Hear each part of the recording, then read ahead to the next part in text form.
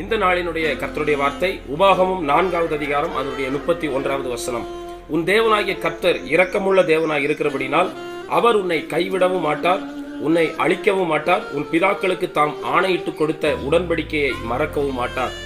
நாம் ஆராதிக்கிற நம்முடைய தேவனாகிய கர்த்தர் இரக்கமுள்ள தேவனாய் இருக்கிறபடினால் அவர் நம்மை கைவிட மாட்டார், நம்மை அழிக்க மாட்டார், நமக்கு கொடுத்த உடன்படிக்கையை மறக்கவும் மாட்டார்.